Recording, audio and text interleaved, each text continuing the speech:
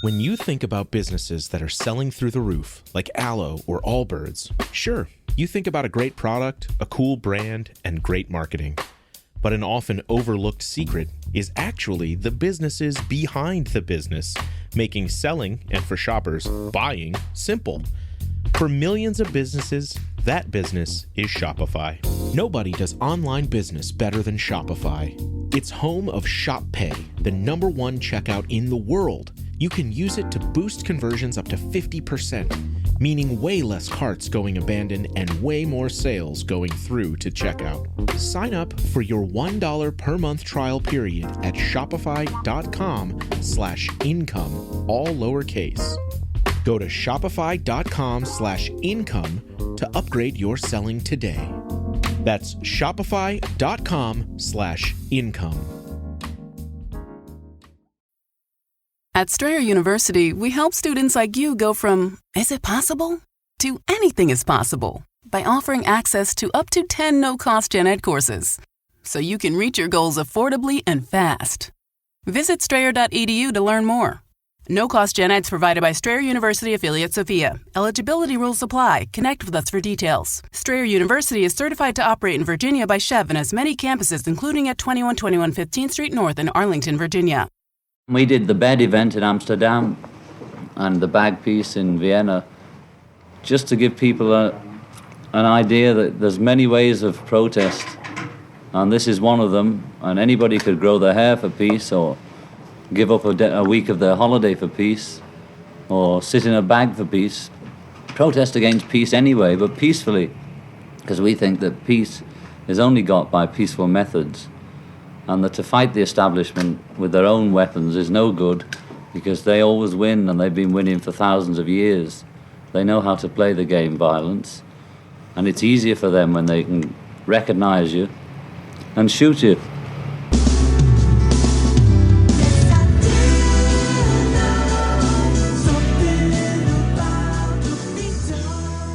British Beatle John Lennon, who gave his Member of the British Commonwealth Medal back to the Queen, chose Canada for his base this week to spread the message that war is over if you want it. He had some other things to say, too. This is the only country where people have come and offered us to help us so far.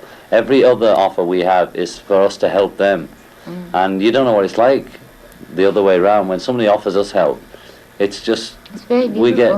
In the middle of the Revolution number 9, it says something about if you want a contribution. Do you get a lot of requests that way for, help the revolution? We get lots of requests, various requests. The begging letters are the most constant. 90%. And they vary depending on what we're doing at the moment. If we're having a miscarriage, we get many, many people who have had miscarriages too, and just £100 for a new car will save us. And if we got married, there's many people who are saying, we were married too, but my wife died and my leg fell off and my head went black. And, so it's usually that kind of hype, But we select the things we want to help, Yeah. Hello and welcome to SATB 221. The central focus of this show, if there can be said to be one, is John's 1969 Montreal bed-in, which yielded the single Give Peace a Chance, Remember Love. It was the debut recording by the Plastic Ono Band, and our guest today is somebody who was instrumental, pun not intended, in getting that record made. His name is Bill Rotary, and if it doesn't mean anything to you, he is a record label executive. He was then, and was well into the rest of the 20th century. I'm not really sure if he still is or not, honestly, but he had quite the career, and we'll talk about that. Even his career prior to being an executive as a performer, and prior to that, being in baseball. Definitely one of the most interesting guests I've ever had on the show. But that clip you heard at the onset was one of John's media interviews going into Montreal. Following that, a clip later in the year when he came back to Montreal in December. That was when he met the Prime Minister of Canada, Pierre Trudeau, at the time, the father of the current PM. And that was when he launched the War is Over If You Want It campaign. Spent some time hanging out with the recording artist Ronnie Hawkins. You might have seen those pictures of him on that four-wheeler out in the snow. He's wearing the army jacket, the long hair and the beard. That was when that all went down. Anyway, that was how John's 1969 ended before he went to Denmark. We're going to focus today on the second bed-in, the first one being, of course, during their honeymoon in Amsterdam in March of 69. This was the second one, end of May going into June 1969. So he's in Canada trying to reach American media. He gets the inspiration to write and record Give Peace a Chance. Being the impulsive guy he is, he wants it recorded immediately and issued as quickly as possible with whatever assistance and infrastructure was at hand. And it was lucky for him that Bill Rotary was the managing director of Capitol Records based in Quebec at the time, who was there basically to act as the liaison with the label and to take care of John's needs during the week that he was in Canada, which he did, and he helped to make that recording happen by getting exactly the right record producer in with mobile gear to fulfill John's request. So as always, when John asked for something and wanted it done, he happened to be around the right people who could make it happen. So Bill had quite a career. Prior to becoming a record label executive, he was part of a recording group, a vocal group, kind of doo-wop style, called The Favorites, who never really had any hits, but they did some recordings in the late 50s, I think around 1958. He was with his cousins. You'll hear some of that in the show. Prior to that, he was a pitching prospect for the Atlanta Braves in 1957. He pitched 8 games that season, playing with the Wellsville Braves and the McCook Braves. When that didn't end up working out for him, I think he had an injury or something that precluded going forward with his career as a pitcher. He pivoted into music, sustained that for a while, did a lot of performing in supper clubs throughout the 60s before deciding then to fold the band and become a record company executive. So he worked at Capitol for a number of years. He met Paul and George along the way throughout the 70s, and then eventually ended up at Sony. And it was there that perhaps the biggest feather in his cap as a record company executive happened when a chance meeting at a hamburger joint with Renee Angeli, who was the husband and manager of Celine Dion, happened. Bill was directly responsible for getting her signed to CBS, Sony Records to launch her career as an artist singing in English, which up until then she'd been a French singing star, which of course had its limitations. But once she was singing in English and launched properly, that just put her on the world stage and made her a big star. So that happened in 1990 with the album Unison, that he was instrumental in getting her signed to the label and making that happen. Not sure if he still works in any capacity for a record label, but I do know that during the year of COVID, 2020, he got the inspiration to go back into the studio himself as a recording artist and put together a holiday song, On a Christmas Night, which you'll hear in this show, which is just a lovely thing that he did. I'm so amazed at this guy's career and what he's done and who he's been around. In the course of this conversation, which meanders in and out of the Give Peace a Chance week, second bed-in 1969, we also talk about some other artists he encountered along the way.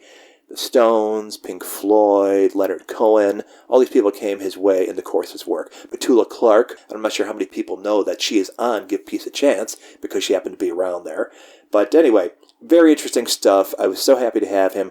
Thanks to good friend of the show, Larry Mancini, for making the whole thing happen. And enjoy the conversation. I know I had a blast, and he's got a lot of great stories. To me, it seems like it was yesterday sometimes when I think about it, you know.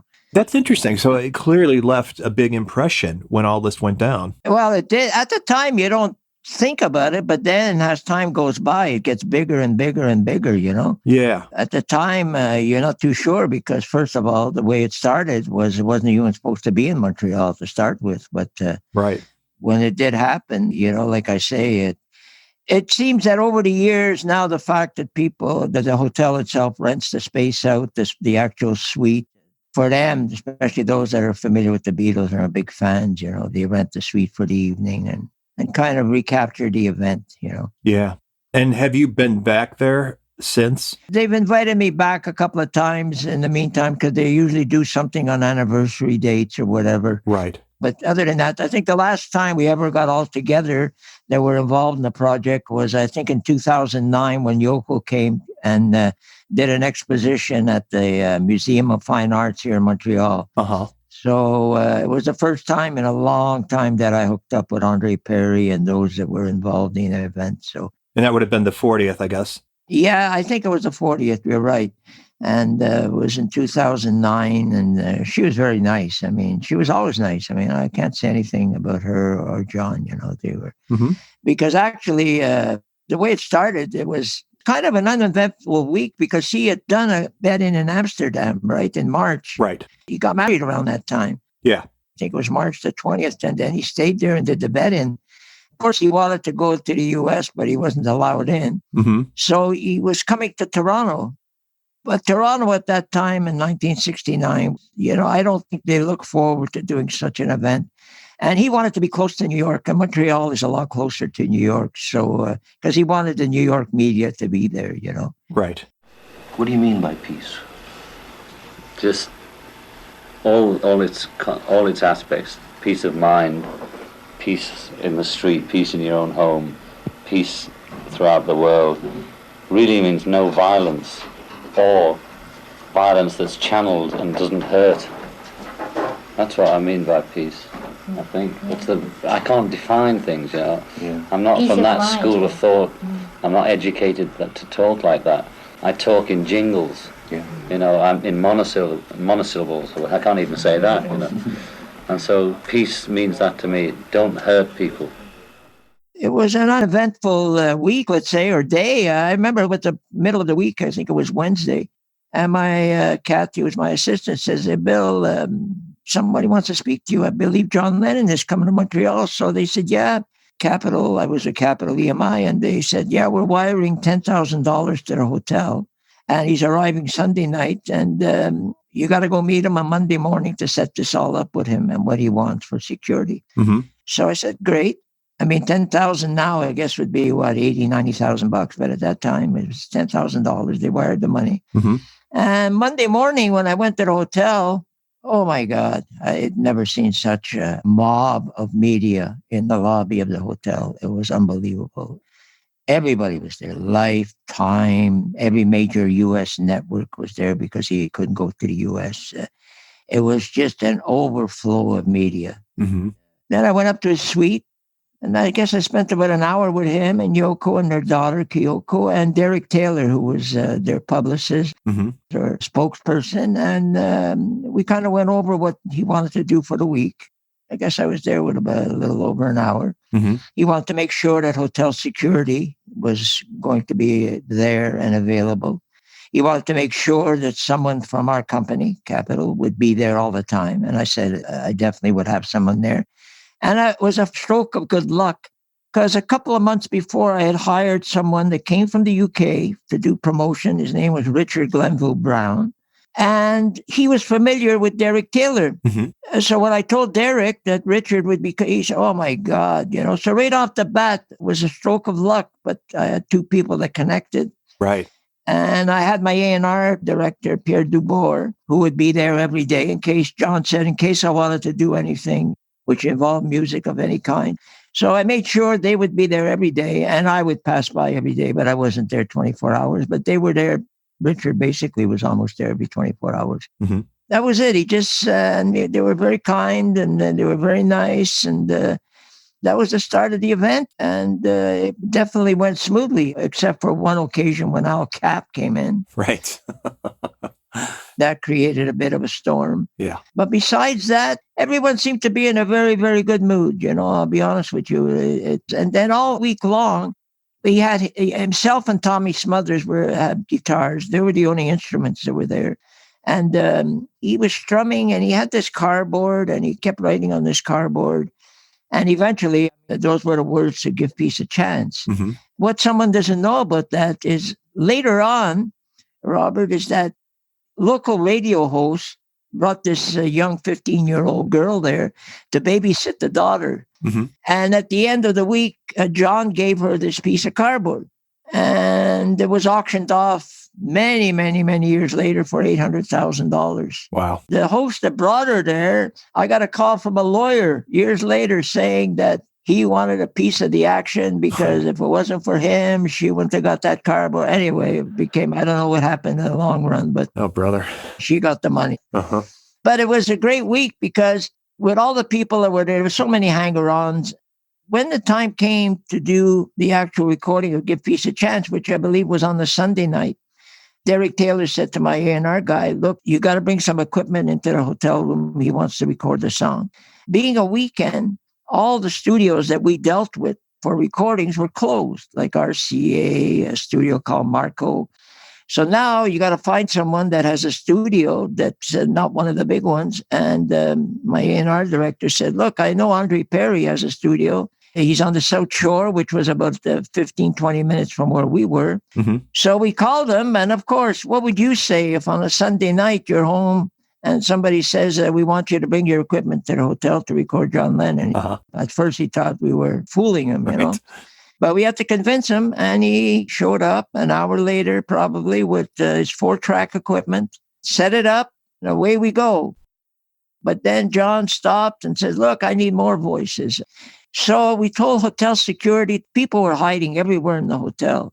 And they went out and found these people who thought they were being kicked out of the hotel, but they were actually brought into the room to be part of the recording. Can you imagine some Beatle fan who was hiding and brought into the room? And finally, when we got all the people in, 2 guitars, some people were playing spoons, you know, when you clack spoons together. Others were kicking doors to give some kind of a rhythm. Mm-hmm. And this was the recording of Give Peace a Chance. It was unbelievable. It was so spontaneous, you know. Mm-hmm. It wasn't like set up days ahead like recordings are. And it was almost like out of nowhere. The thing that's odd is the fact that if it would have been any other day, the major studios would have been open. We probably would have called RCA and they would have come in and there would have been no Andre Perry, you know? Right. Would have been a very different record. Yeah, so Andre was fortunate. And of course, he was very talented, but very fortunate. Timing is everything. Mm-hmm. And of course, as you know, he went on to bigger and better things with his studio up in the Laurentian Mountains, the studio, which was renowned for bringing in some of the major acts that were coming in there to record. It was a completely different setup at the time where they actually lived there and they wanted to record in the middle of the night. It was available to them. So, mm-hmm. And they had some major acts that came up there, the Police, Sting, you know, on and on. So Andre did very well. And I know the last time like I say, I saw him in 2009, but I know he moved to the islands with his lady friend Yael. And he would come in every year. He'd come to my office and pick some new material, new albums or whatever. Like I say, that was quite an eventful week. And then he came back in December, John. Yes. He was going up to Ottawa to meet the Prime Minister. It was Pierre Elliott Trudeau at the time. Mm-hmm. And he hired a car on the train, a Via train here out of Toronto. He stopped in Montreal on the way. And of course, word leaked out that he was coming. We set up a press conference at the Chateau Champlain Hotel, which was 1 block away from the train station. And I got a call from the RCMP that day, which is our version of the FBI, I guess you would say. Mm-hmm. And they said, Bill, you cannot allow John to come up into the concourse of the station. There'll be a riot. Mm-hmm. He says, the people that are here, because the radio stations were on top of it and said he was coming. So what we had to do is they allowed us to take the limo. We went down underneath where the trains come in. He had a private car. He got out of the car. I gave him a Montreal Canadian hockey sweater with Lennon and number 1 on the back. Mm-hmm. And he got into the limo and we drove 1 block. We went into the garage of the hotel. He got out. He walked maybe 100 feet to the reception hall and all the media was there in Montreal waiting for him. It was a great success. Nobody saw him. There was no riot. There was nothing. But if we would have brought him up into the concourse of the station, I think it would have been something else, you know. Sure. So it worked well. And he was great. He was great. Every time we met him, he was great. Well, it begs the question, when did you start working with Capital EMI?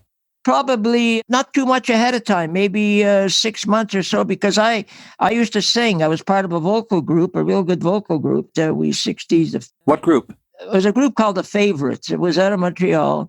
And 2 of my cousins and a friend, and we recorded for London Records. We were a great group that made no money. You know?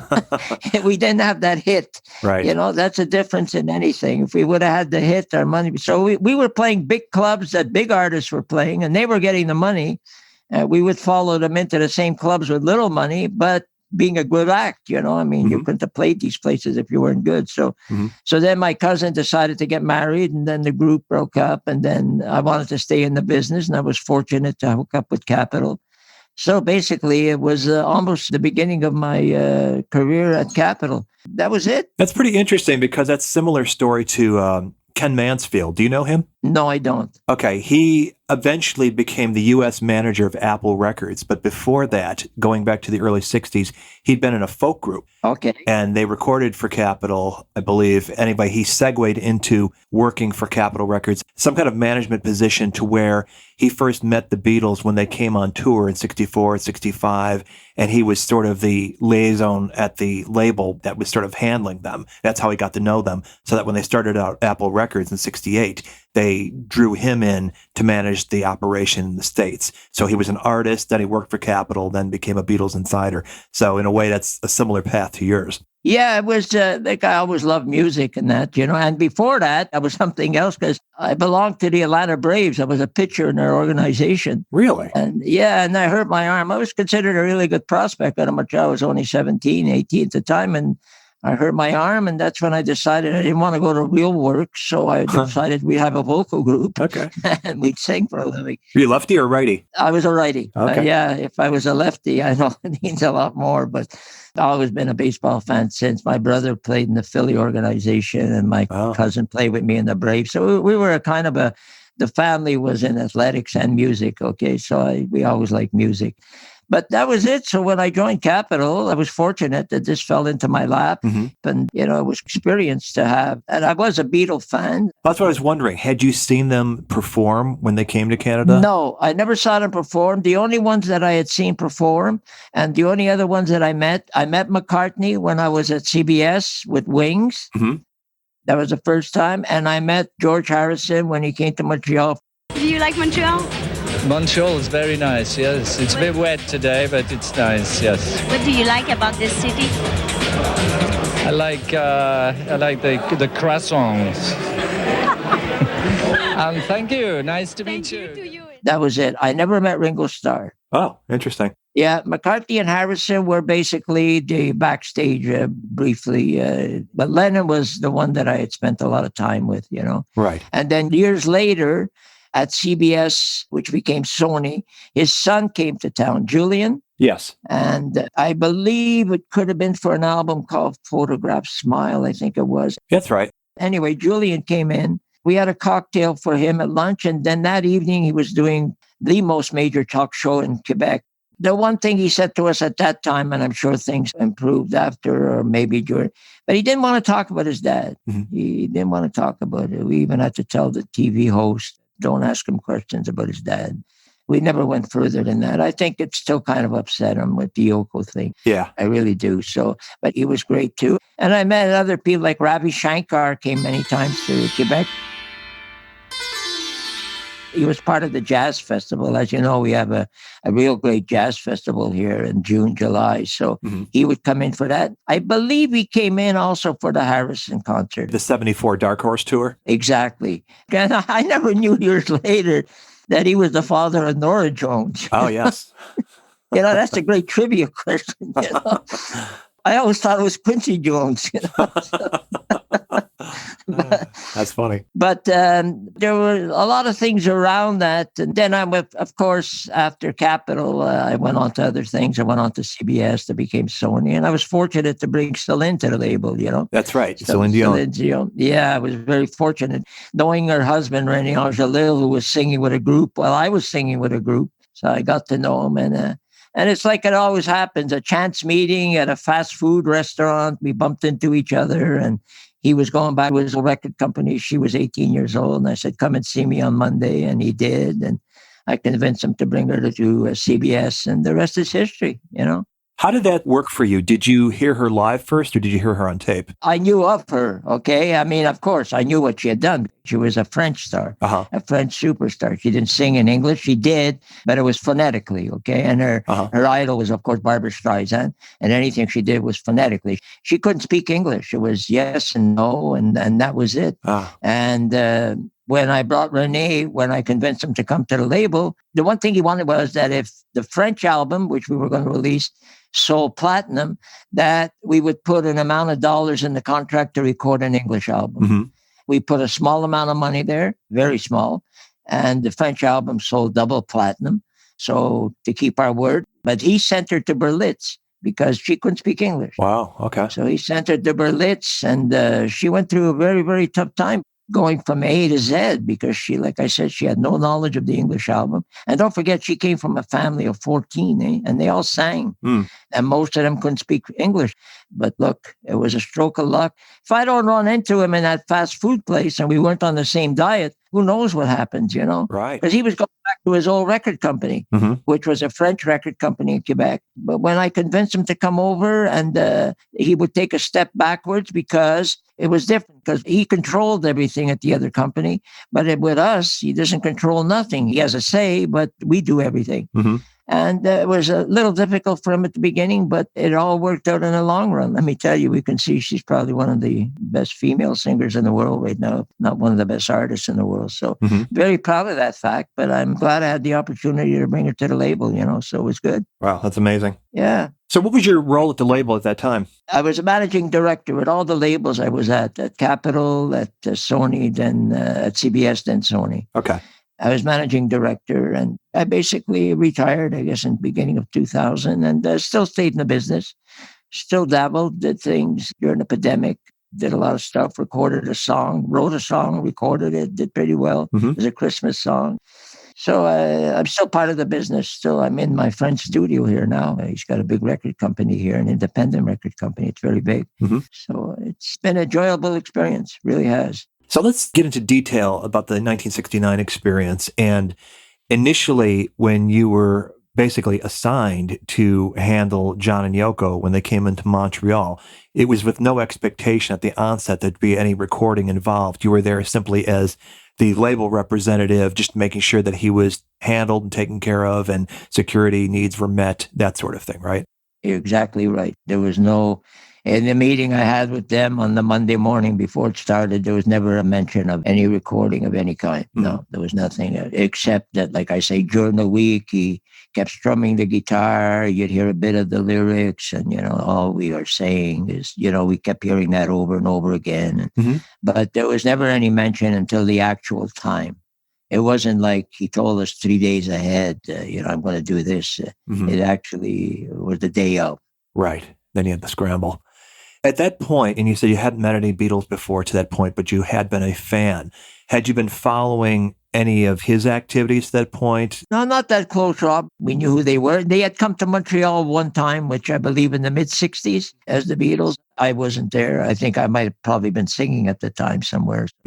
I can't say I was a big fan, because when you're running a label and you're part of a label, you still got a lot of artists, okay? Right. In addition to the Beatles, you got other big artists that you got to take care of. And we had a local catalog of our own French artists, okay? That's why we had an A&R department, which was very important, because French music in Quebec represented up to 30-40% of our catalog, okay? So it was very important, so.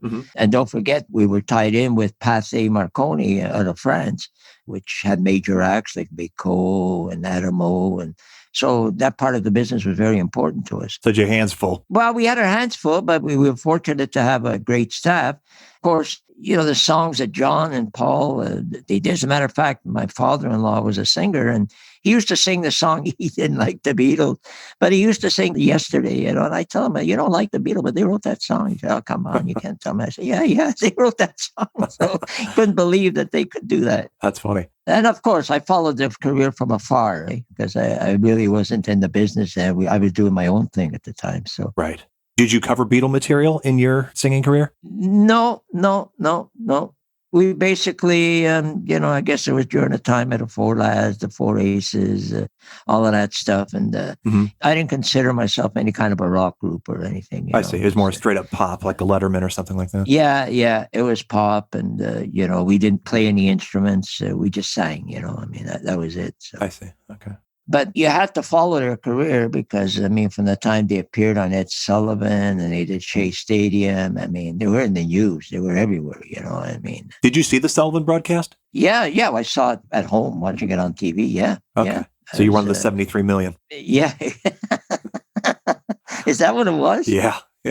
73 million, my God. Yeah. Is that one of the bigger ones on Sullivan at the time? Absolutely. It set the record for years and years. as the most watched broadcast. More than Presley? It was beyond Presley for sure. Beyond Presley, yeah. Wow. Yeah. Wow, that's amazing. Yeah, because I've talked to many people who were of age that night to have witnessed the broadcast. And without exception, they all indicated one way or another. If they were a musician, how it suddenly gave them a direction. If they weren't a musician, suddenly they wanted to be one. Or it just changed their life in some other way, that it just opened up these possibilities that suddenly they saw the world very differently than they did before the Beatles. So it had that kind of an impact. And I think you're the first person I talked to from Canada that witnessed the show, and you were already in music. So I'm not sure what the impact would have had on you other than just enjoying it as a performance and as music. Yeah, I enjoyed them. And of course, I also enjoyed, the Rolling Stones, having met them, actually meeting them more, because they played 3 evenings here in Montreal at our Olympic Stadium, Oh, what was that? That was a Steel Wheels tour. Oh, okay. I saw that tour. Yeah. They spent 3 days here. So we got a chance, not with Mick, but with Richards and Watts. It was good. Mm-hmm. And there were some big tours here. Pink Floyd, they did 3-4 nights at the Olympic Stadium, and Michael Jackson. And so we had some big acts. Mm-hmm. We had some really, really big acts. But I would have loved to have seen the Beatles in their heyday. But from those people I know that did see them, apparently there wasn't much equipment on stage when they did their show here in Montreal.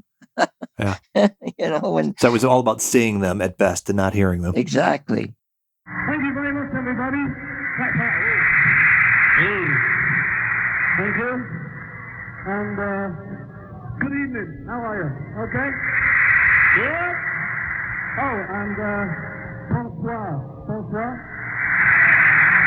Yeah, We'd like to carry on. We'd like to carry on with the song which was on our first Capitol album.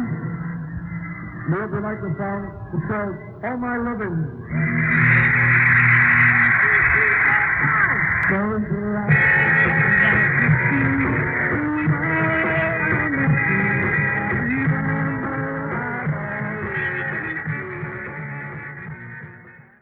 Apparently Presley did, he came to Ottawa, but he bypassed Montreal because that time Montreal or Quebec was a very supposed religious city, and his gyrations and all that stuff. Well, he wasn't going to come in here and do that in Quebec. So wow, that's interesting. That was that. You're a big follower of the Beatles, right? How long? I mean, because you probably look back to before they were those Beatles. Mm-hmm. How long were they together before they actually started to make it as the Beatles? John and Paul were introduced to each other when John was playing in the skiffle group, the Quarrymen, in 1957. And Paul had just turned 15, and John was about to turn 17. Early the next year, in 58, they brought in George, who was even younger, just a little kid, but he was good on guitar. They played the club circuit in Liverpool and in Hamburg and really paid their dues and got good. And then right when they got the recording contract in 62 is when they added Ringo, right after they got signed, and that Did Love Me Do. So if you figure 62 was their first session together, and the last sessions they did together were 69, the year you met John. After he went back to England, they recorded the Abbey Road album. You're talking 7 years that they did everything they did. 7 years. Yeah. And that's like between releases for an artist nowadays. Right. You know that the first 3 releases were available in Canada, but not in the U.S. Right. Yeah. There was some interesting iterations, like a Long Tall Sally album and Twist and Shout. Twist and Shout, I think. Yeah. Beatlemania with the Beatles. Exactly. So what happens, the A&R person, Paul White, in Toronto, because as you know, as it works with record companies, usually when artists sign, they sign for the world, and every territory has the right to release that product. But if they pass on it, it could go to a secondary record company that might want to release it, okay? Yeah, that's what happened in the States. That's what happened in the States. So what was happening is the Canadian company, the guys were selling product. It was being sent into the U.S. from the suppliers here into what they call rack jobbers. I mean, product was going into the U.S. and the guys here were making a fortune at that time. I wasn't with the company then, but from what I understand, it was unbelievable. Unbelievable. Yeah. Do you know a guy named Piers Hemmingson? No. He's a Beatle author like me, and he's from Canada, and he's done the history of the Beatles in Canada in his books. And it's just incredibly detailed, and he researched that stuff and got the full story. So, okay. Well, like I say, Paul White, He made his cadoos at that time because all he did was says, okay, we'll release the record here. That was it, because it crossed his desk and he put it out. That was it. Good for him. Yeah, definitely good, because he went on to big things too. He signed Anne Murray and a lot of other artists. So, but Paul was a great guy. Yeah. So, did you ever know any of the American Capitol executives like Alan Livingston, or Dave Dexter? No. Okay. No. They were based in Hollywood, so I didn't know if there was ever an opportunity. No, I didn't know them.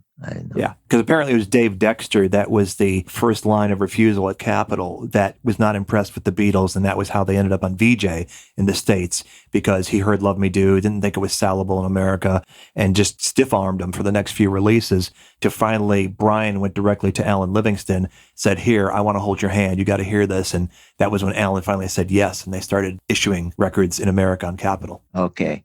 I know those were the heydays for Capitol here in Canada, because apparently the amount of product that was going into the U.S., along with what was being sold in Canada, of course, but it was big time, Yeah. It was the way with Celine too, to get it into different countries. The old story of an artist is you got to sell it in your own territory before you hope somebody else sells it. Right. So like I say, in the case of the Beatles, let's face it, being an artist is hit and miss. They say two artists that are similar, but one of them has it, that famous word it, and the other one just disappears, and the it artist continues and is very successful. So, Or in the case of the Beatles in America, sometimes it's the timing, the one thing you can't control. And for sure. Yeah, they came along a year before, couldn't get arrested, and then a year later, you couldn't sell enough Beatle products. For sure. I mean, timing, I think, like the Andre Perry thing is timing. Yep. If he's not home that night, but he's home. Right. And, we would have gone on to somebody else, because we knew of other people that also had studios either in their home or whatever. But like I say, he was there. He came. The other studios were all closed. And timing is everything.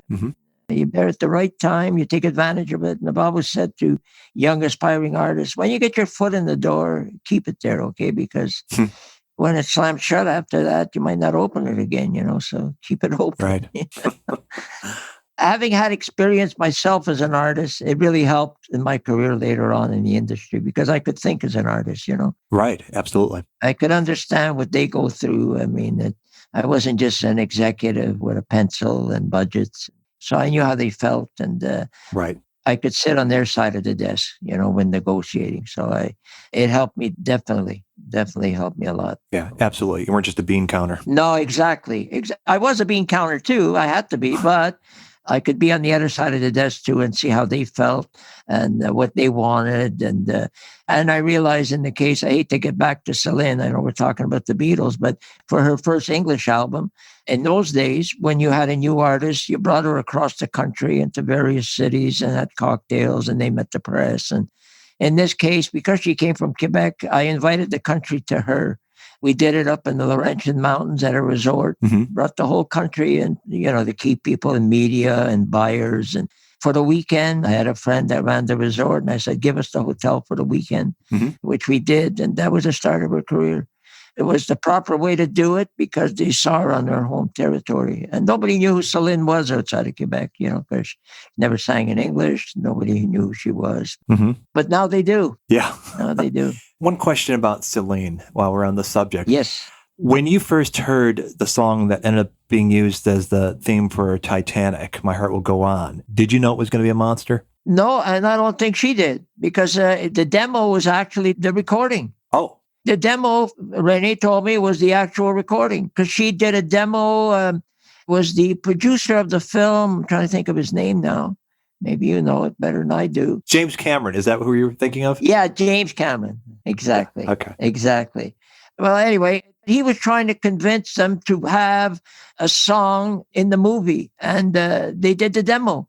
And that was the actual recording. Unbelievable. That was it. Didn't go back in the studio, didn't do nothing. What had happened with Celine, and its timing is everything, but with Celine, what happened was when she was starting her English career, and she was a hard worker. I mean, I'll be honest with you. I mean, she could work 24 hours a day, and her feet were on the ground. And what happened was there was a movie, Once Upon a Time in the West, and Linda Ronstadt did the initial score for the first movie, and it was a big hit. Spielberg was going to do a follow-up. And Celine was going to do it. And Renee Angelou, her husband, told me he was really happy as Spielberg. This was going to be a big, big moment in her career. When Linda Ronstadt, from what I found out, who was a friend of Spielberg, saw that Celine was going to do it, she changed her mind, said she wanted to do it. So now Celine is out in the cold. But our former business affair guys, Paul Farberman, who worked at CBS when we signed Celine, he went on to Universal Pictures in the U.S., and he was looking for a singer to do a duet with Peebo Bryson, Beauty and the Beast. So Celine was available. He knew Celine, of course, because he was involved in signing her. And that became the big hit. She won a Golden Globe. And the follow-up to Once Upon in the West died. So it just goes to show you a stroke of luck. You lose one, you win one. Right. And that's what happened.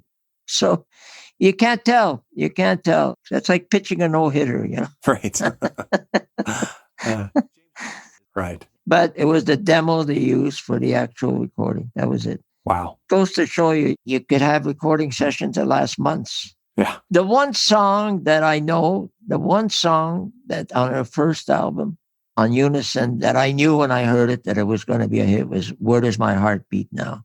I heard that song and I knew this can't miss. It just had that feeling that it couldn't fail. And I think it was the start of her career. And it grew and grew and grew. And fortunately for Celine, you got to realize she also had a career in French, in France and everywhere else where she was still continuing to be a major French artist too. So she had it both ways. You know? That's amazing. A little bit like Julio Iglesias that sings in about 12 languages, you know. Right. Even the Beatles, when they started up Apple, they got Mary Hopkin to sing Those Were the Days in like half a dozen languages. Yeah. Was Mary Hopkins the first one on Apple? She was the first hit maker out of Apple alongside the Beatles with Those Were the Days, yeah, 68. What about Billy Preston? He started recording in 69, first with the Beatles, then on his own for the Apple label, but didn't really hit it big till he switched to A&M. Right. Okay. But who was the first on Apple? It would have been Mary Hopkin was the first person to have a hit. They were great at signing talented people. The first record. Yeah, Those Were the Days. And then she had Goodbye. You had the Ivies who became Badfinger. They were a hit act. James Taylor got signed, but didn't really get the traction until he went to Warner Brothers. Well, I was involved in the launching of the Apple when we had Mary Hopkins, and it was Jackie Lomax. Yeah, it was an exciting time. You know, I tell you, when they were released, there was so much excitement around them. I mean, there's so much. It was unbelievable. The stores were just waiting. Fans were waiting. I mean, you don't see that anymore. I mean, unfortunately, of course, you don't see it. You know. Finished product as we know it doesn't basically sell anymore. But when the recording, when the vinyl used to come, I mean, my God, it was like crazy. It was really... It was an event. There were so many places that sold records. I mean, I don't know what it's like in Chicago, but you can't find a record store here in Montreal, you know? If it is a record store, they're not selling records. They're selling something else. I don't know. Right. It's like unbelievable. It's at one time... with artists and in stores. And it was easier to develop artists then, I think. I think today it's tough. Got to be tough. Where do you sing? Where do you go? Where do you hone your craft? You know, at one time here in Quebec, I'll be honest with you, to the days of Renee Angelou, you had a group called the Baronnet.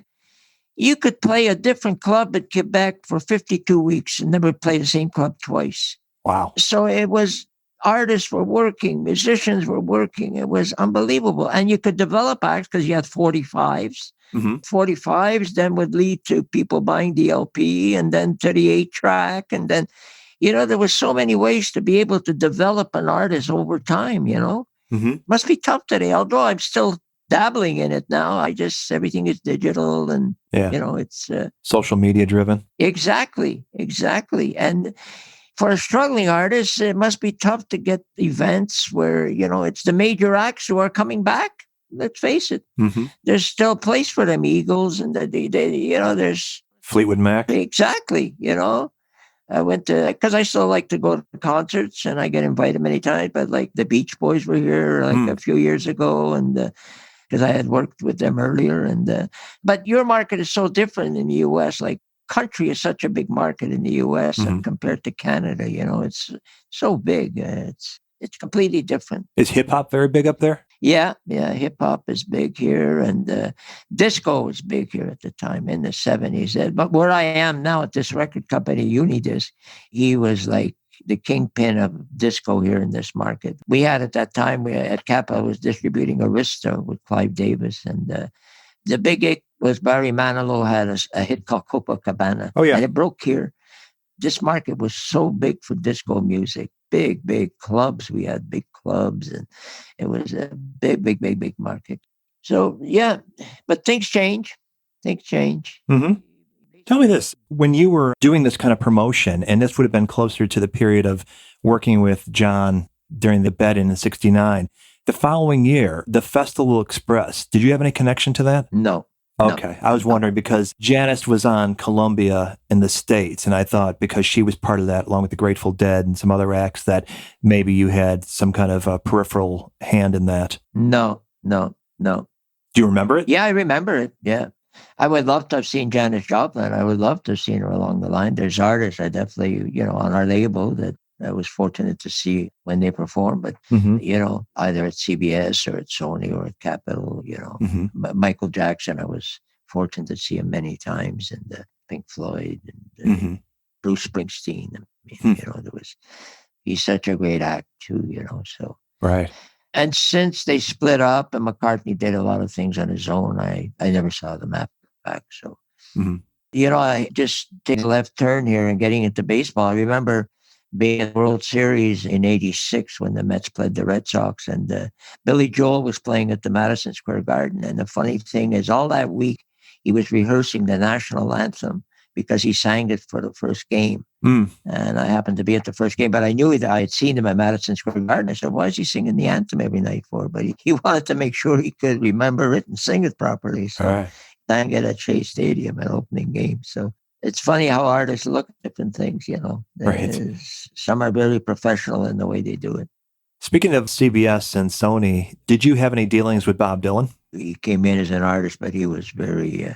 as a matter of fact, the first time Dylan, I actually had any access to him was when he was with the band.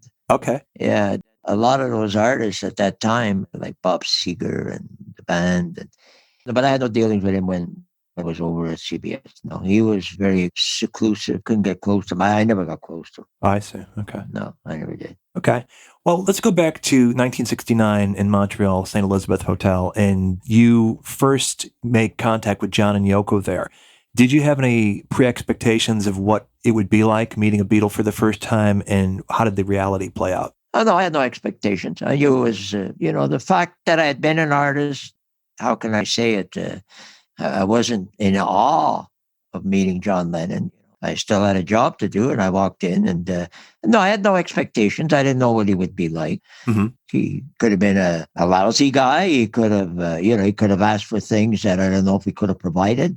There's a lot of things. So I went there with no expectations at all. Like I said, the only good thing I knew right off the bat is the fact that I knew that his representative, Derek Taylor, and my guy, Richard Glenville Brown, was a good match. Okay. So right there, I knew whatever was going to be. And when I walked in and I saw Yoko, and it was very informal. They were in their gowns, their white gowns. And when I walked into the room, it was very, very informal. There was nothing, how can I say it? I didn't feel out of place when I walked in. I mean, introduced myself. And then John said, we'd like to discuss the week we're planning. I didn't know what to expect. Somebody walks in and going to spend a week in the hotel in a suite. I mean, you don't know what to expect. You really don't. Right. You don't know the people that are going to show up. You got to realize that maybe not everybody is a Lennon fan like Al Cap. You don't know. Right. So you have to be on your guard. But like I say, we made sure with the security of the hotel that, let's be honest, there were a lot of guests in the hotel that were a little upset about what was going on. There were other guests on that floor, About the disruption? Yeah, with the disruption. Not so much about what was going on in the room, but what was going on outside the room. Right. You had all these people that were congregating in different places and hiding. And I'm sure if you were paying X amount of money a night for a room on that same floor, you weren't interested in John Lennon or what was going on. So other people might have been. For people that were interested, say, hey, I was on the same floor that all this happened. Well, it's something you can speak about the rest of your life. Yeah, absolutely. No, I had no expectations, none at all. When I walked out of the room, I had a good feeling that he felt good, Yoko felt good, Derek Taylor felt good. I didn't leave there and say, oh my God, this is going to be a hell of a lousy week. Right. Boy, I had to look at the positive side. But when I saw the mob downstairs, John asked me, that one thing he asked me when I walked in, and Derek Taylor, I says, geez, I said, I just walked through the lobby. You got to see the people down there. And I basically told them, the people, as I was walking through the lobby, I had seen CBS, NBC, I saw the cameras, Time and Life and all this media. Everybody's here. I said, everybody's here. So this is what he wanted. Huh? Yeah. This is what he wanted the people from the U.S. to come in. That's why he was a little concerned would they come into Toronto if they had it there. But Montreal is 1 hour plane ride. If you were driving, it's like inside of 6 hours. So, I mean, it's not the end of the world. So, but the people were there and he was happy about that. And if I would have walked through that lobby and nobody was there, wow, that could have been a big change. Sure. As much as he wanted the local media to be there, he was looking for the big media. Right. And he got it. What role do you play in the group? Well, I'm sort of handling all the phone calls, or as many as possible, just finding out who people are, sorting out the people who really don't have too much urgency to see John. How do you distinguish who should see him from who shouldn't? Well, at the moment we've had to reduce it to radio stations, press, people of this type who can get through, or we can make appointments to see at some other time. Who's calling, please? Is this personal or is this press?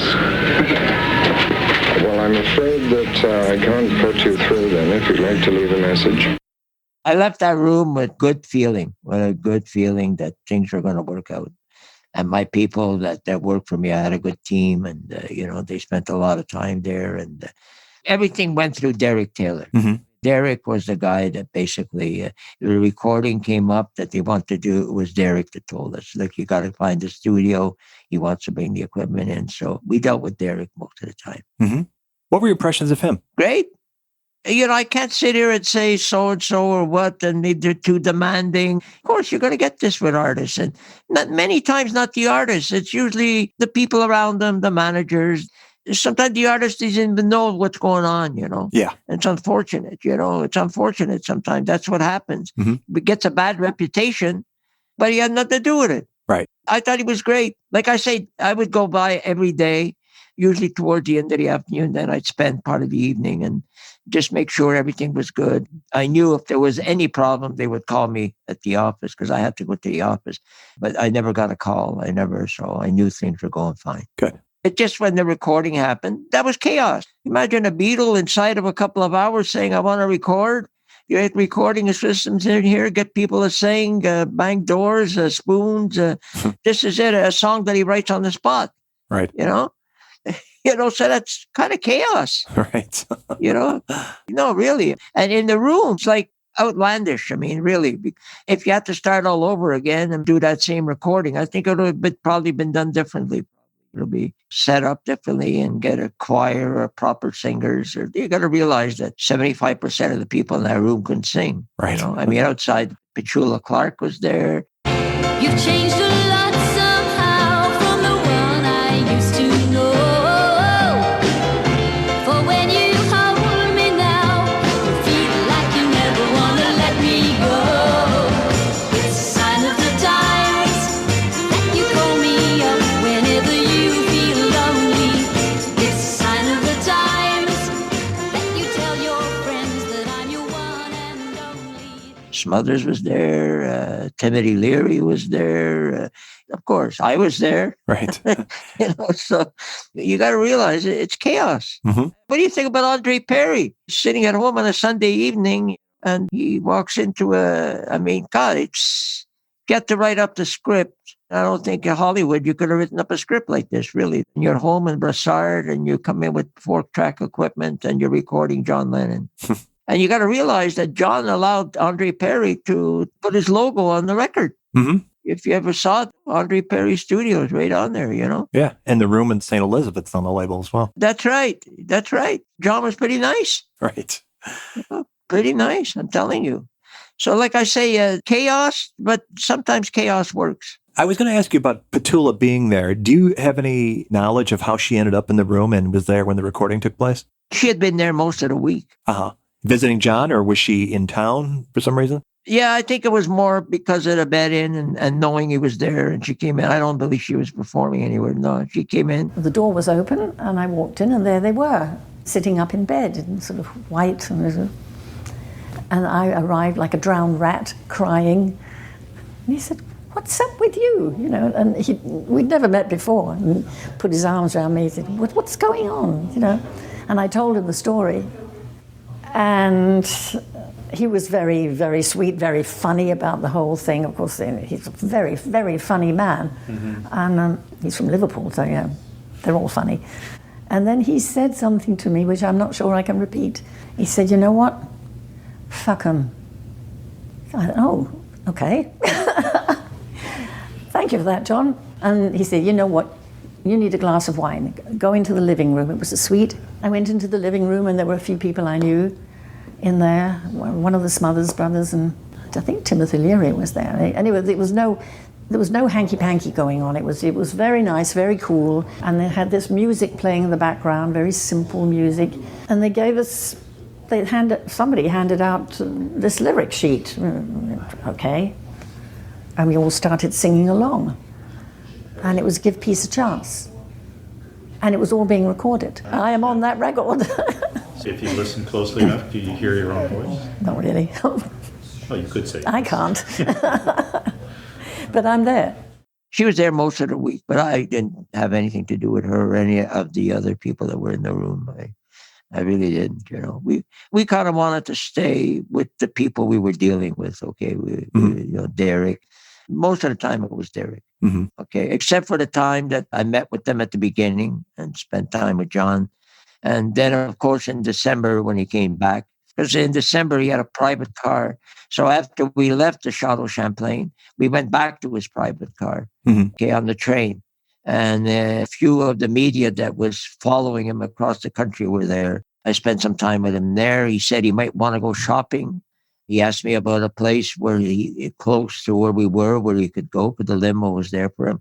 We had a clothing chain in Montreal called the Chateau, and it was fairly close to where he was. And I believe he did go up there to get some clothing before he went on to Ottawa to meet the Prime Minister.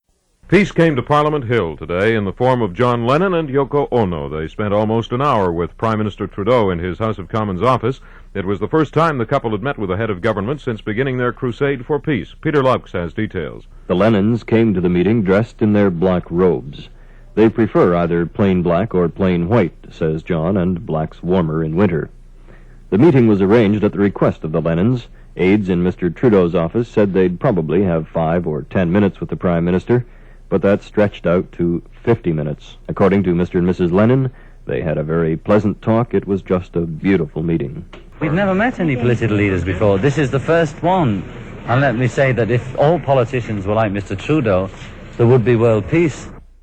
Like I say, he was, in this business, you're going to meet a lot of different personalities. And I always found out the bigger they are, sometimes the nicer they are. That's my opinion. Wow. That's interesting. In anything. I found a lot of problems seem to be with those that are on their way and think they're there and they're not there. And right. So they ask for things just to give themselves that little feeling. Because he never asked for anything. Or he could have asked for crazy things, He never asked for nothing. Mm-hmm. Which I found from someone like him, well, it's really kind of amazing, really. Mm-hmm. Speaking of December, were you around for any of his getting together at Ronnie Hawkins? No, although I know Ronnie. No, I wasn't around for any of that. Okay. Hi, this is John Lennon here. We'd like you to take a listen to Down in the Alley by Ronnie Hawkins, a great record and a great guy. The people that worked for me basically had more access many times than I did because I was involved in running the thing, and the promotion guys, the A&R guys would spend more time than I would, Mm-hmm. Especially the promotion guys. They had to be with the artists.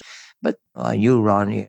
We had a lot of events with Ronnie Hawkins. He appeared at a lot of our conventions and everything. But I wasn't there for any of those things, no. Mm-hmm. Did you have any kind of heads up when John and Yoko flew in September for the Toronto concert? No. Which ultimately ended up being a Capitol Apple record. Yeah, no. I really wasn't involved in any of the projects in Toronto. Oh, okay.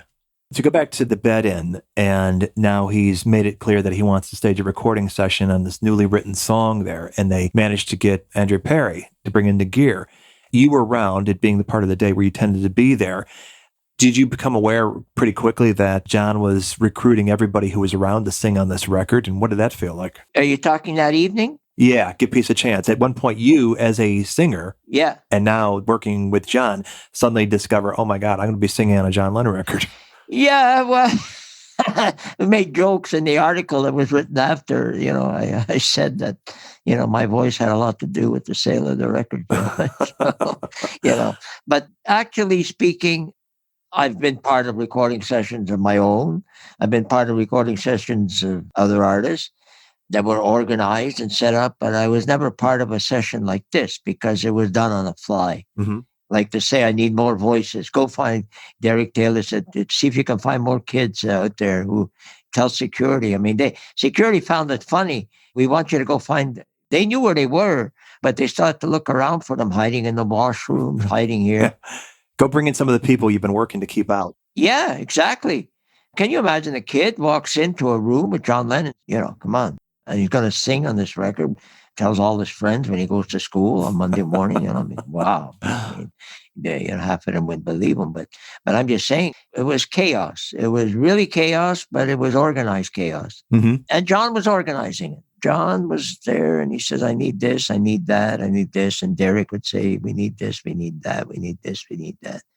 And like Andre said later on, I mean, first of all, the actual recording, he had to go back in the studio. He had to remix it, and there was a lot of distortion. And, I mean, you can imagine.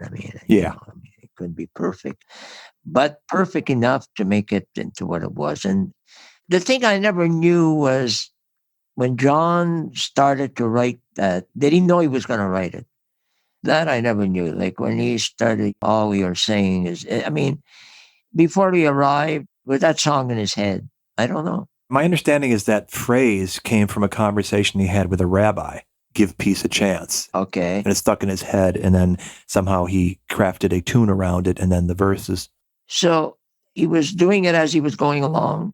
Don't forget, in between, he was still doing all these people walking in and talking to him and interviews. And It wasn't like he was sitting in his room all by himself writing his song. I mean, he was... right. I guess he didn't have much time left to do it because he was leaving the next day. Mm-hmm. So...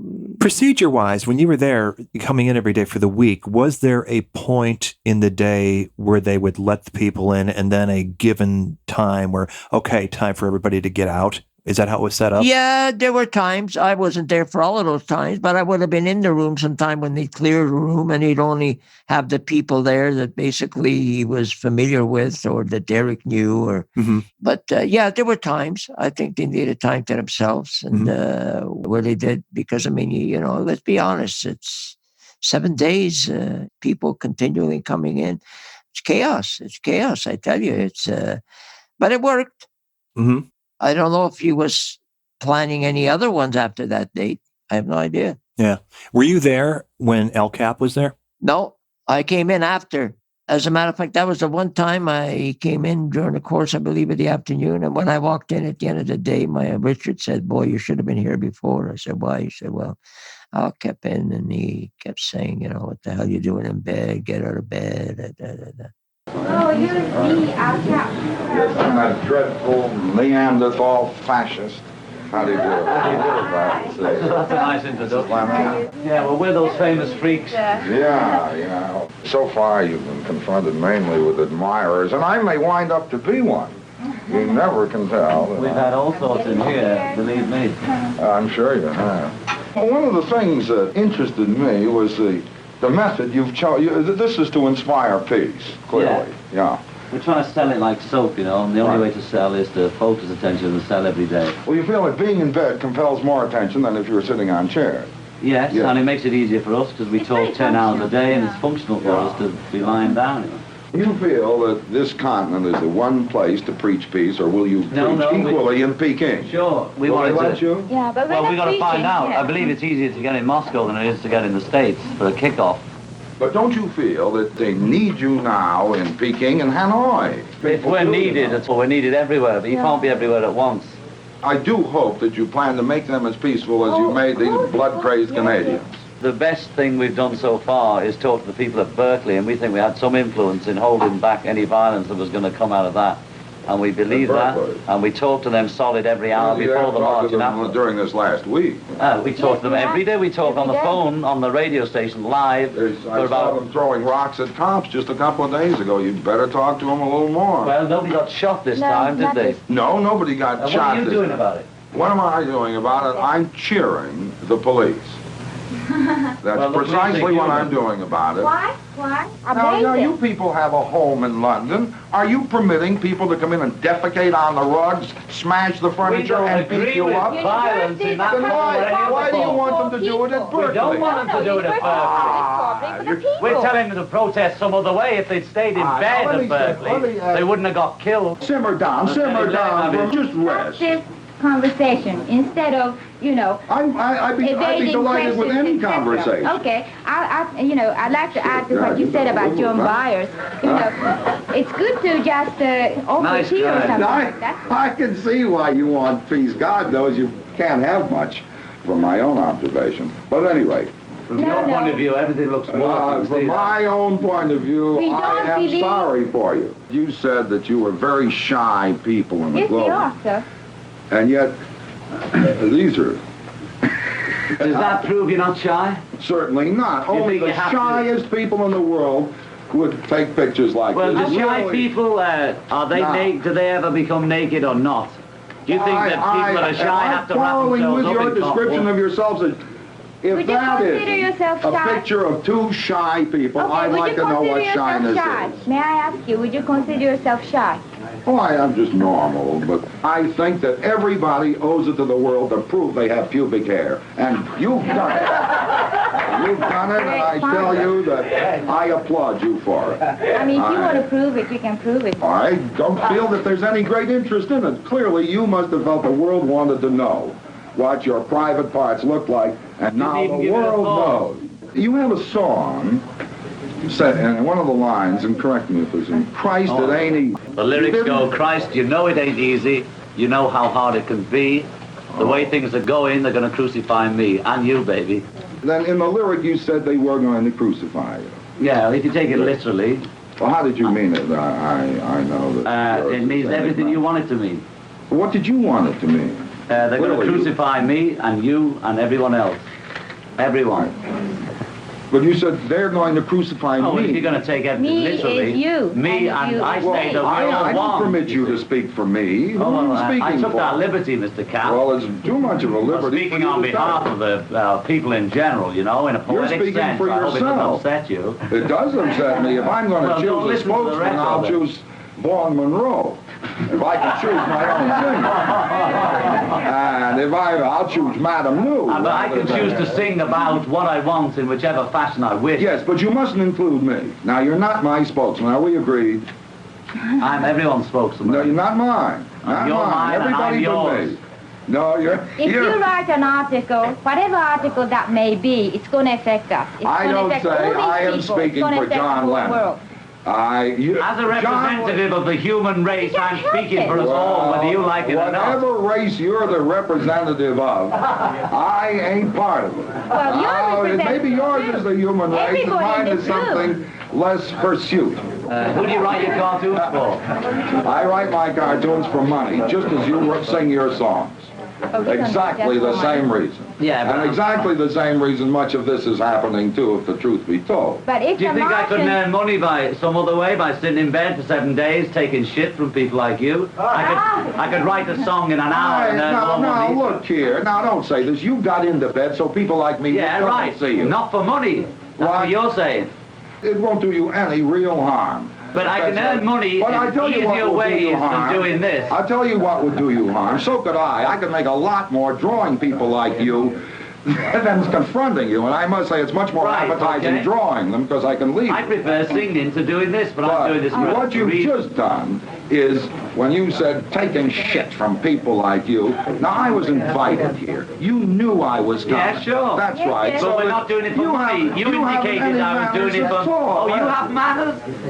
I'm your guest. And really... I'm yours. No, you're not. This is your bedroom.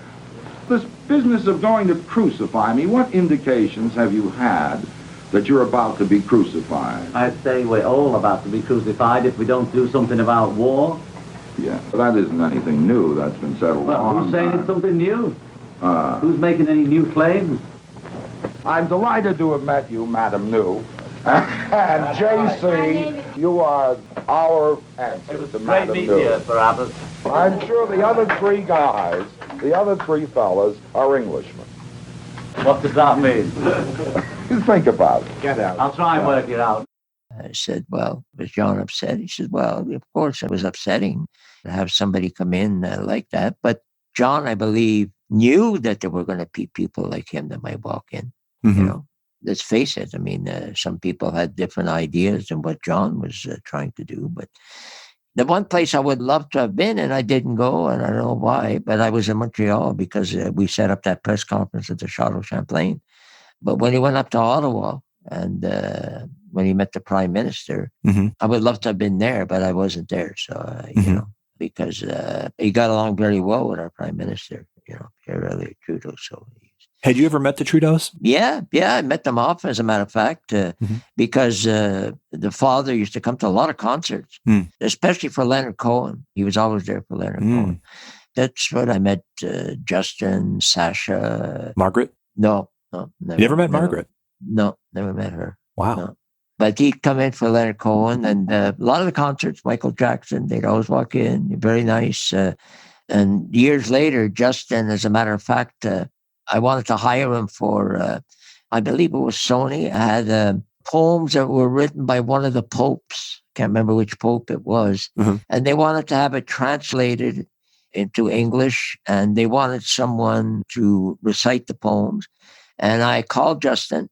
He was busy with the Olympics that were being held in Vancouver. And he was busy with that. And he said, geez, I'd love to do, but I can't. And then a few years later at a charity softball game for Lou Gehrig disease, I ran into him again, which is, I guess, maybe a year or two before he ran for Prime Minister. I said to him, I said, Justin, you're going to be the next Prime Minister of Canada. He says, yeah, come on. You think so? I said, yeah, I think so. And he was. So, yeah, I was very fortunate to run into them, and they've always been nice. And there was a Leonard Cohen tribute that they did a few years ago, and they did it at Bell Center here, and Justin was there, and it was a very nice evening to Leonard Cohen, and Katie Lang and other artists were there, and it was Justin was there.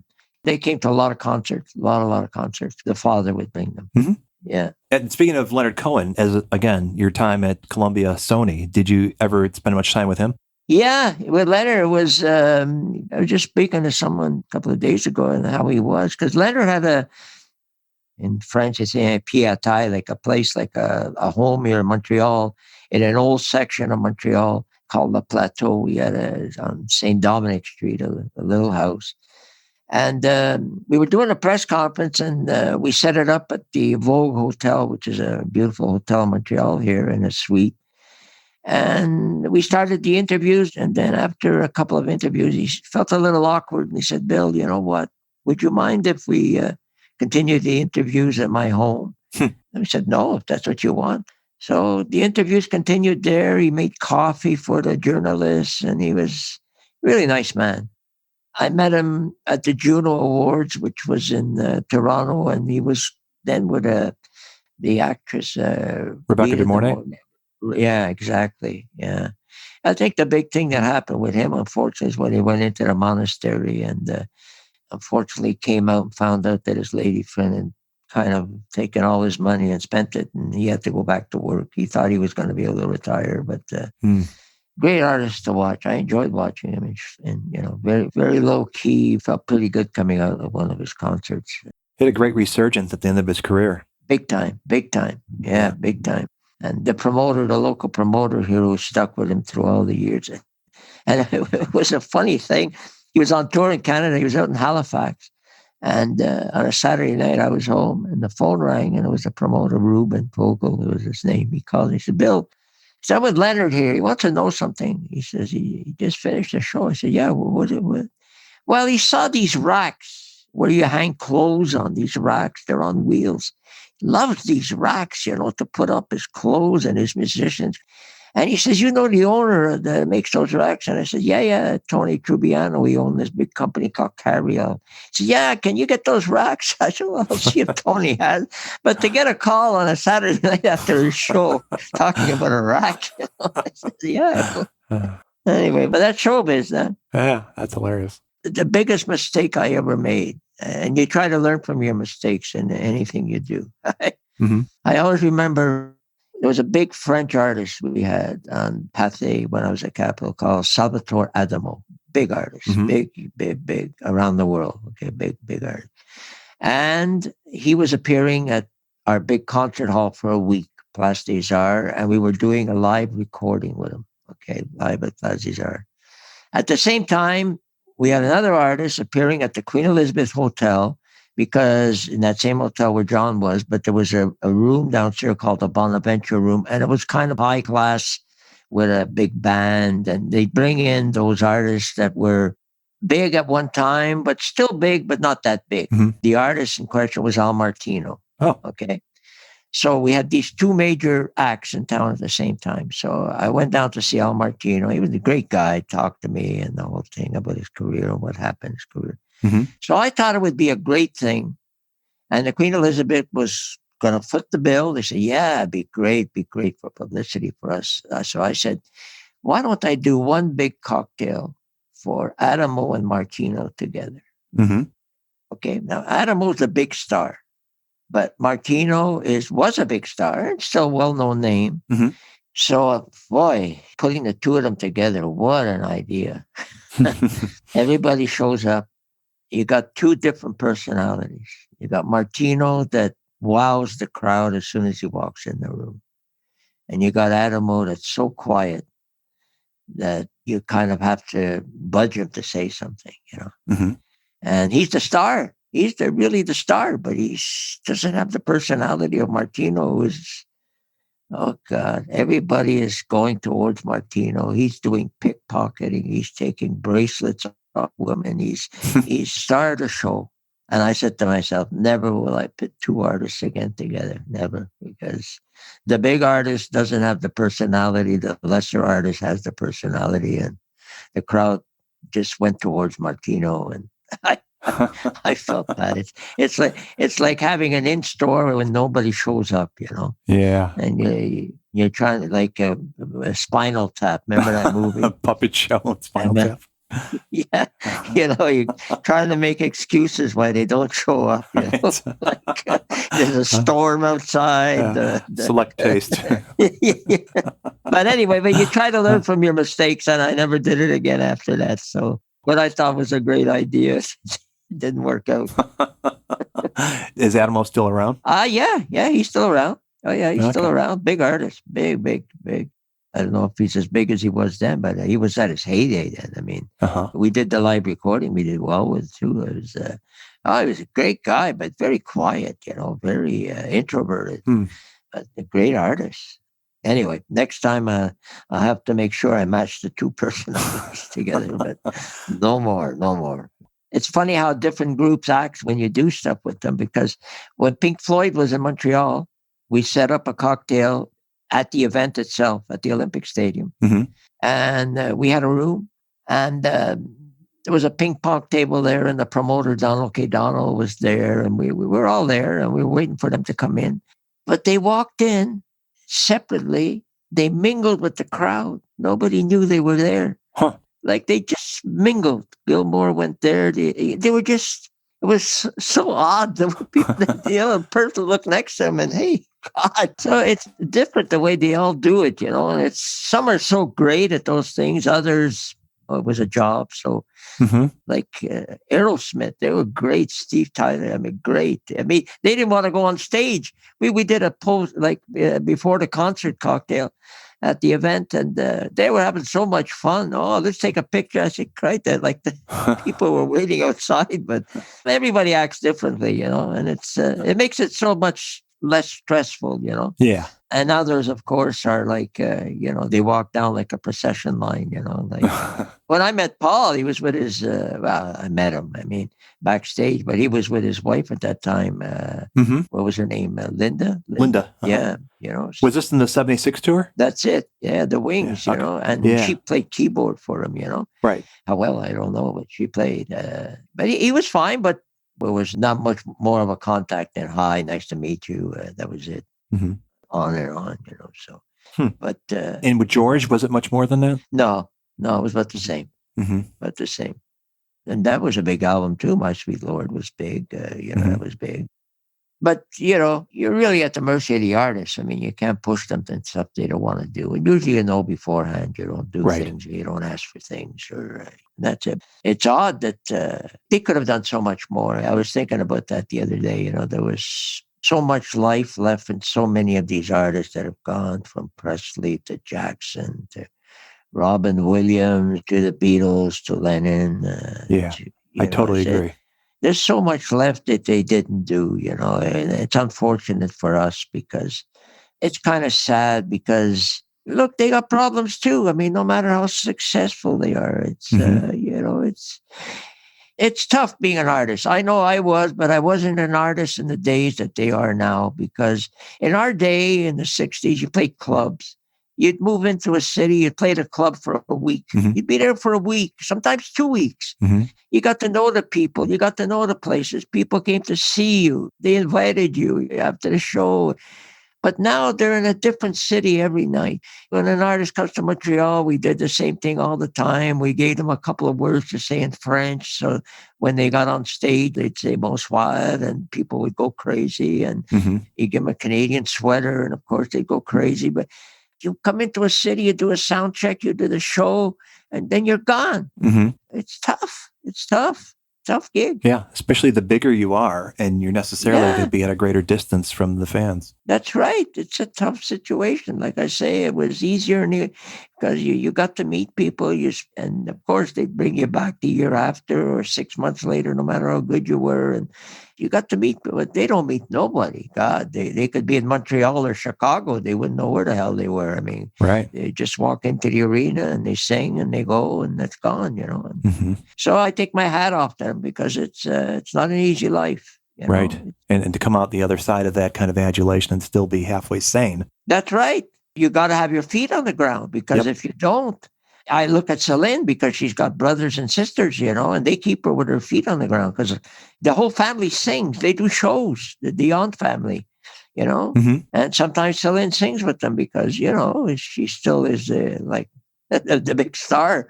But I'm just saying, people just think that these artists show up, collect their money and they go, but they got their problems too. I know, That was something the Beatles said about how they felt sorry for Elvis, because at least they had four of them that all went through it together and understood what the situation was, being at the eye of the storm, as they called it. And Elvis didn't have that. He had his Memphis Mafia, but that's not the same thing. They weren't on stage with them. Exactly. Right.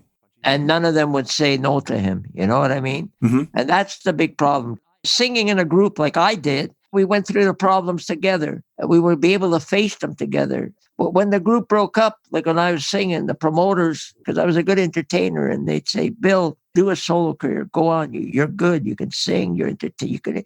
And I didn't like it. I said, no, I really enjoy singing in a group, doing harmonies. We had fun. We traveled together. I said, no, I don't think I could be a solo artist. I don't think so. I think the Beatles, singing in Liverpool, I'm sure they had evenings where there was 4 people out in the audience, Pretty sure, and I'm pretty sure many times they said, oh boy, this is it. This is the end. And there was always somebody there who said, no, let's continue.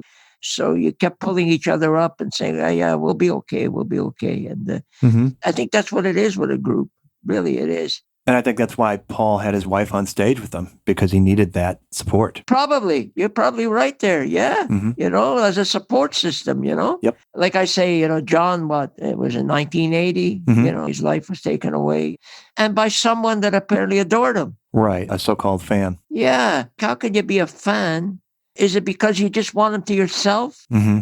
You want to be bigger than the person you've got on that pedestal? Yeah. Like, he didn't want nobody else to have him, only me. I don't know if that's how it works, But geez, it's sad. I think the big problem is a lot of these they never had anybody who would say no. Mm-hmm. They always wanted to be on the good side, and they can't say, no, don't do this, don't do that, don't do this, don't do that.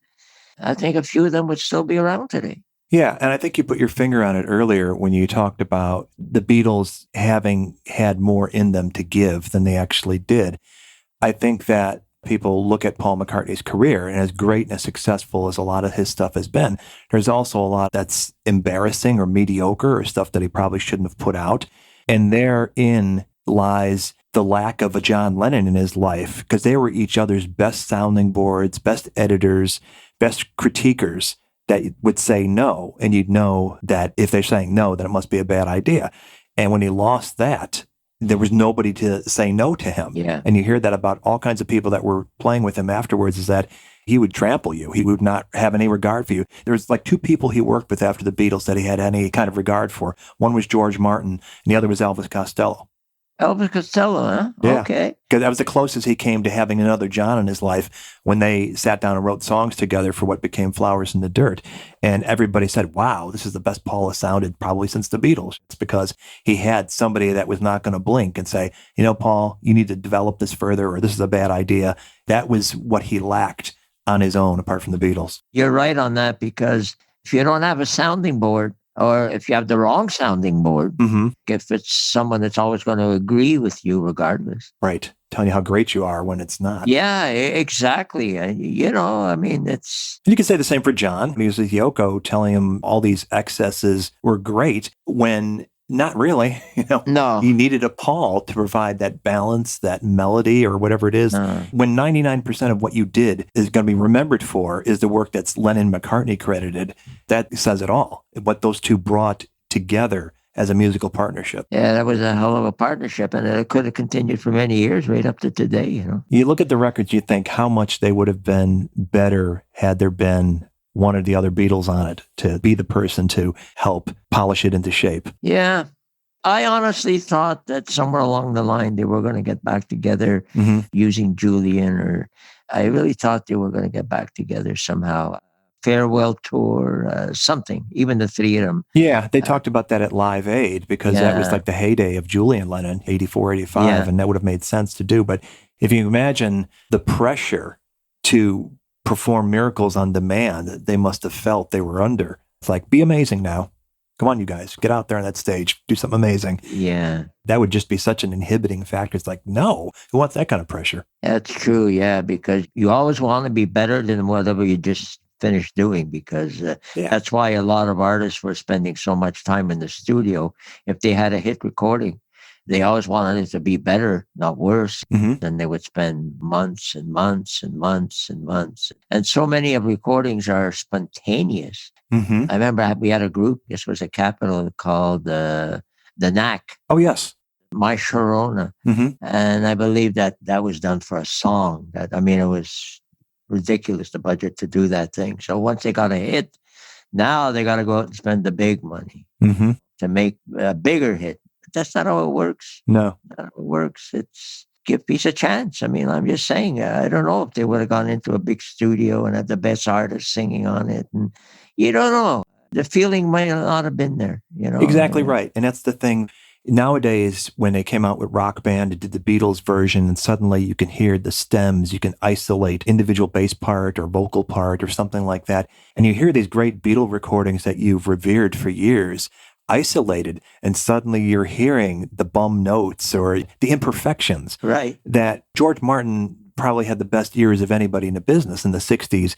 And you wonder, well, why would he have let that go through? And it comes back to because the overall feel of the performance was right. It wasn't perfect, and they could have made it perfect, but then what would you have been losing in the process? Well, I think you said it. I think it's between vinyl and CDs. That's the difference. Vinyls, you get all the imperfections, the hiss and everything. And then Yeah. the CDs, in a way, became the master recordings. We were giving away the masters by putting out a CD, and it became like sanitized product. Right. A little bloodless. Yeah, exactly. Whereas the LP was exactly, the vinyl was really what was being recorded. You feel the sweat. Yeah, exactly. That's why I say when Andre Perry opened the studio up in the Laurentians in Mourne Heights, and the artists had access to the studio whenever they wanted it and they lived there, when they felt it, they'd go into the studio, Capture that inspiration. Exactly, because if you're planning a session and you know you only have the studio between this time and this time, maybe you don't have that same feeling, but maybe all of a sudden the guys say, hey, boy, let's do this. Let's run in now and do it. And I think passion is so important in this business. Absolutely. Oh, God. Emotion, passion, and anything. I'm going to be honest with you. I know I always revert back to sports because it's an important part of my life. Yeah. I know talent can bring you so far, but talent and passion together, wow, boy, do you have a winner. Oh, I yeah. tell you. Yeah. You got it made. That's what's so great about baseball. You just never know what you're going to get from one day to the next. Exactly. And my team is the White Sox, and we've been having a great year. Nellie Fox. There you go.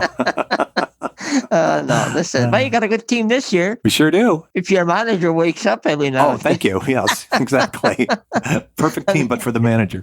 I tell you, he falls asleep in the dugout. But oh my God, yeah. Russo, how could they bring him back? I tell you, but what can I tell you? Well, you'll be okay. I think you're in first place. You don't have to worry. Yeah, Yeah, I think so. Yeah, Fingers crossed. Yeah, you're always fighting the other guys in the other side of town, right? The Cubs. Oh yes. So anyway, when you told me about the notes that were imperfected and all of that stuff, that's what it's about. Right. That's what it's about. If it's sanitized, that's why Sinatra was so great. He'd walk into, everything was a live recording with him. The band was there. He'd walk into the middle of the band, 2 takes maximum, and away we go. How can you get that feeling? Right. He walked in. Can you imagine singing with Count Basie or Nelson Riddle or whatever, walking in and doing those songs with that band around you? God, you have to have it.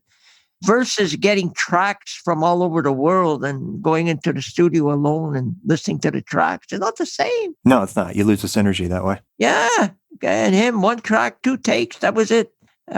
Yeah, with 40 musicians. That's pretty amazing. Boy, let me tell you, I was fortunate to work with Harry Connick Jr. Man, he was a creative person. My God. I mean, he could play anything. I mean, he's so good.